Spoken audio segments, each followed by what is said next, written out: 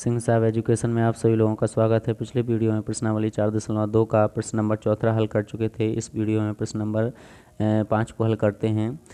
एक समकोण त्रिभुज की ऊंचाई इसके आधार से 7 सेंटीमीटर कम है। मतलब समकोण त्रिभुज की जो ऊंचाई है वो आधार से कितना सेंटीमीटर कम है? 7 सेंटीमीटर कम है। यदि कर्ण 13 सेंटीमीटर हो यानी कि कर्ण दिया है 13 सेंटीमीटर का, तो अन्य दो भुजाएं हमें ज्ञात करना है। तो यहाँ पर हमें नहीं पता है, तो हम सबसे पहले आधार को यानी कि नहीं पता कितना है, तो आधार के लिए मानते हैं हल।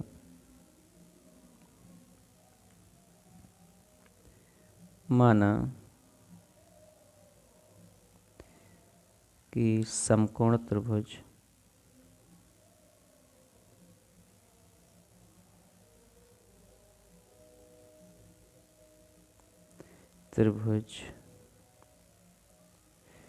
का आधार बराबर x सेंटीमीटर। कितना मान लिया हमने? x सेंटीमीटर मान लिया हमने। समकोण त्रिभुज का आधार कितना मान लिया है? x centimetre.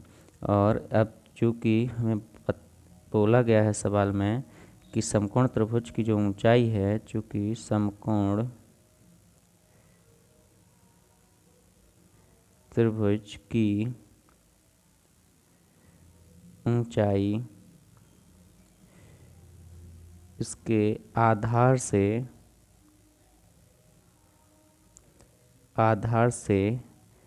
7 सेंटीमीटर कम है। क्या है? 7 सेंटीमीटर कम है। यदि कम है तो इसलिए समकोण त्रिभुज का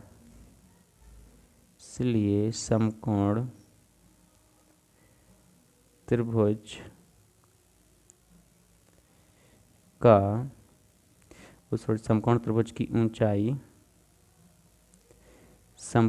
की ऊंचाई बराबर कितनी हो जाएगी?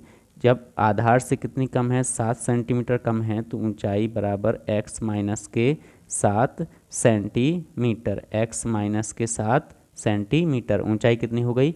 x माइनस के 7 सेंटीमीटर। और समकोण त्रिभुज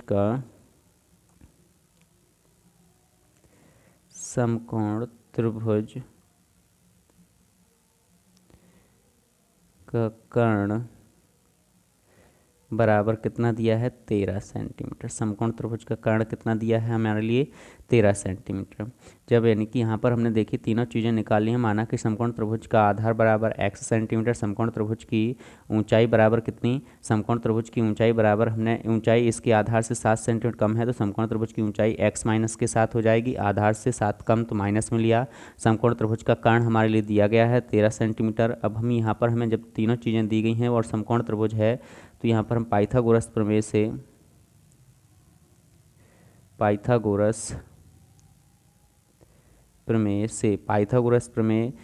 पाइथागोरस क्या बोलता है? पाइथागोरस प्रमेय से कर्ण का वर्ग जो होता है अन्य दो भुजाओं के वर्गों के योग के बराबर होता है। तो आधार का वर्ग प्लस ऊंचाई का वर्ग। पाइथागोरस प्रमेय यही बोलती है कि जो कर्ण का वर्ग होता है वो अन्य दो भुजाओं के वर्गों के योग के बराबर होता है। तो यहाँ पर कर्ण का वर्ग बराबर आधार का वर्ग प्लस के ऊंचाई का वर्ग। कर्ण का वर्ग हमारा कितना है? 13। तो 13 का वर्ग, कर्ण कितना है? 13, तो 13 का वर्ग हो जाएगा, प्लस आधार हमने कितना माना है? x, तो यहाँ पर x का वर्ग हो जाएगा, प्लस ऊंचाई हमने कितनी मानी हुई है? x माइनस के 7, तो इसका क्या हो जाएगा? वर्ग हो जाएगा। यहाँ पर हमने तीनों के मान रख दिए हैं, कर्ण, आधार और ऊंचाई। चलिए 13 का वर्ग कितना होता है? 13 का वर्ग 169 होता है। 13 का वर्ग कितना होता है? 169 बराबर x का वर्ग कितना होता है? x का वर्ग करेंगे तो x ही होगा। x का वर्ग यानी कि x का वर्ग होगा x की घात 2 यहाँ पर, और प्लस यहाँ पर a माइनस बी का होल स्क्वायर लगाएंगे तो a माइनस बी का होल स्क्वायर होता है a का वर्ग, मतलब x का वर्ग माइनस 2 गुणित a का जगह x है, गुणित b की जगह कितना है? 7, और प्लस बी स्क्वायर मतलब 7 का स्क्वायर, मतलब 7 का स्क्वायर कितना हो जाएगा? 49। 7 का स्क्वायर कितना हो जाएगा? 49। तो यहाँ पर देखिए 169 बराबर x की घात 2, तो ये 2x की घात 2 हो जाएंगे, माइनस 7 दूनी 14x, और ये प्लस का कितना हो जाएगा? 49। प्लस का कितना हो जाएगा? 49।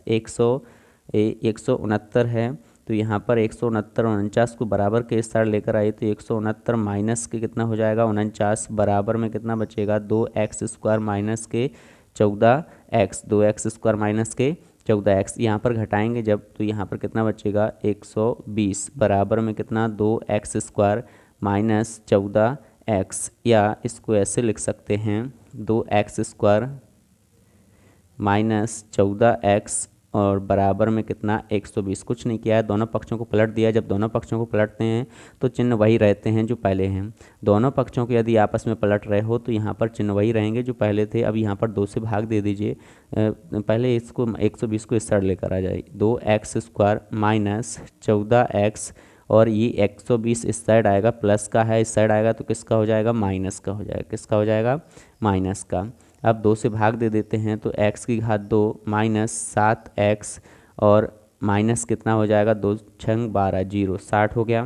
चलिए अब ऐसी संख्या देखते हैं। ऐसी संख्या 7 को ऐसे 2 भागों में तोड़ना है कि गुणा करने पर माइनस का 60 आना चाहिए और जोड़ने या घटाने पर कितना आना चाहिए 7, जोड़ने घटाने पर कितना आना चाहिए 7। तो यहाँ पर अगर हम 12 में से 12 और माइनस के 5 को जोड़ें, 12 और माइनस के 5 को जोड़ेंगे तो कितना मिलेगा माइनस के 7, और 12 और माइनस 7 का गुणा करेंगे तो माइनस के 60 आ जाएगा। तो x की घात 2 माइनस यहाँ पर 12 माइनस के कितना 5 x, और माइनस के कितना आएगा ये 60, बराबर में 0।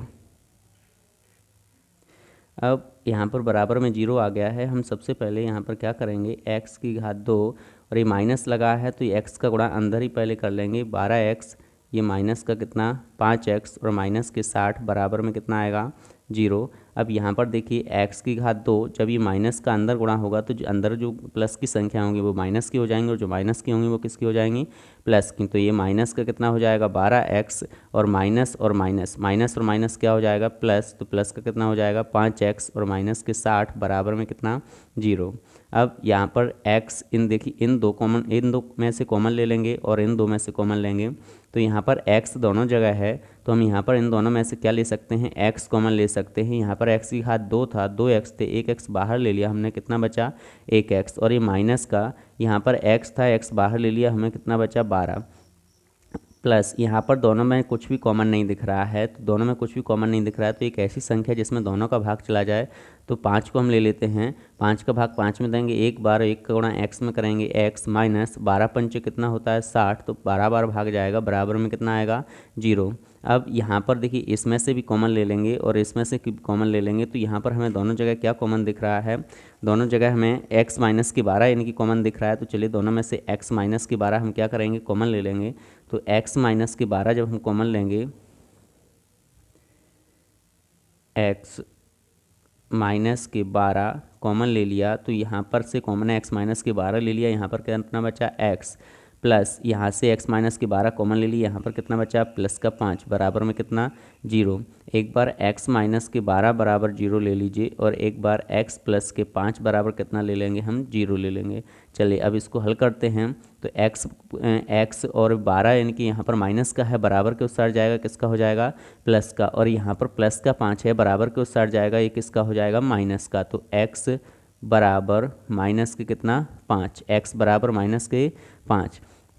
अब यहाँ पर देखिए x बराबर 12 और यहाँ पर x माइनस के 5 बचा हुआ है, तो यहाँ पर हमें क्या बोला गया है कि जो समकोण त्रिभुज की जो भुजाएं होंगी वो माइनस की नहीं होंगी, ऋणात्मक नहीं होंगी। तो यहाँ पर हम लिख देंगे कि त्रिभुज की जो भुजाएं होती हैं वो क्या होती हैं, कभी भी चूँकि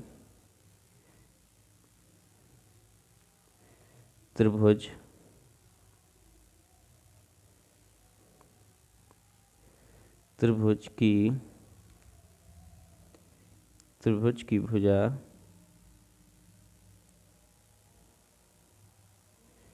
कभी भी ऋणात्मक नहीं होती है, अतः हम x का कौन सा मान लेंगे, अतः x बराबर कितना लेंगे हम 12, अतः x बराबर हमने कितना ले लिया 12। तो अब यहाँ पर यानी कि x बराबर जब 12 लिया है तो समकोण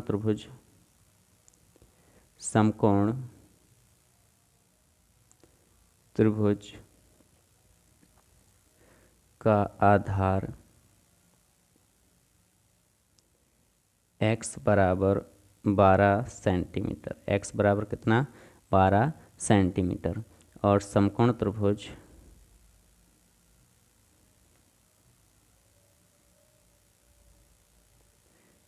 त्रिभुज की ऊंचाई,